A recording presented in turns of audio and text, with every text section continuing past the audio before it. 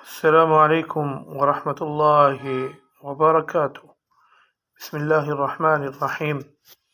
آج کی حدیث مبارکہ، میں ابو سلمہ اور حضرت عائشہ رضی اللہ عنہا کے بھائی حضرت عائشہ کی خدمت میں گئے۔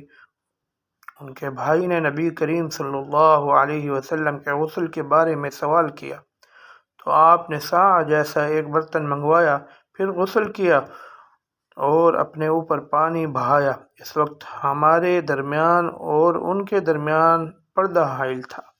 امام عبداللہ بخاری کہتے ہیں کہ یزید بن ہارون بحث اور جدی نے شعبہ سے قدر ساع کے الفاظ روایت کیے ہیں۔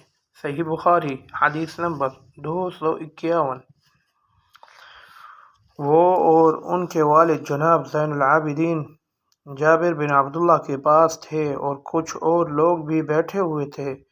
ان لوگوں نے آپ سے غسل کے بارے میں پوچھا تو آپ نے فرمایا کہ 1 ساع کافی ہے۔ اس پر ایک شخص بولا، یہ مجھے تو کافی نہ ہوگا۔ حضرت جابر رضی اللہ عنہ نے فرمایا کہ یہ ان کے لیے کافی ہوتا تھا جن کے بال تم سے زیادہ تھے اور جو تم سے بہتر تھے، یعنی رسول اللہ صلی اللہ علیہ وسلم۔ پھر حضرت جابر رضی اللہ عنہ نے صرف ایک کپڑا پہن کر ہمیں نماز پڑھائی۔ صحیح بخاری حدیث نمبر 252۔ نبی کریم صلی اللہ علیہ وسلم اور حضرت میمونہ رضی اللہ عنہا ایک برتن میں غسل کر لیتے تھے۔ ابو عبداللہ امام بخاری فرماتے ہیں کہ ابن عیینہ اخیر عمر میں اس حدیث کو یوں روایت کرتے تھے، ابن عباس سے، انہوں نے میمونہ سے، اور صحیح وہی روایت ہے جو ابو نعیم نے کی ہے۔ صحیح بخاری حدیث نمبر 253۔ رسول اللہ صلی اللہ علیہ وسلم نے فرمایا، میں تو اپنے سر پر 3 مرتبہ پانی بہاتا ہوں، اور آپ صلی اللہ علیہ وسلم نے اپنے دونوں ہاتھوں سے اشارہ کیا۔ صحیح بخاری حدیث نمبر 254۔ نبی کریم صلی اللہ علیہ وسلم اپنے سر پر 3 مرتبہ پانی بہاتے تھے۔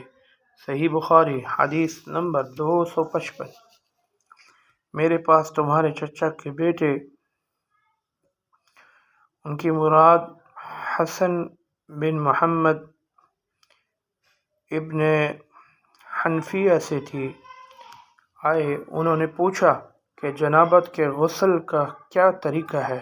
میں نے کہا کہ نبی کریم صلی اللہ علیہ وسلم 3 چلو پانی لیتے اور ان کو اپنے سر پر بہاتے تھے، پھر اپنے تمام بدن پر پانی بہاتے تھے۔ حسن نے اس پر کہا کہ میں تو بہت بالوں والا آدمی ہوں۔ میں نے جواب دیا کہ نبی کریم صلی اللہ علیہ وسلم کے بال تم سے زیادہ تھے۔ صحیح بخاری حدیث نمبر 256۔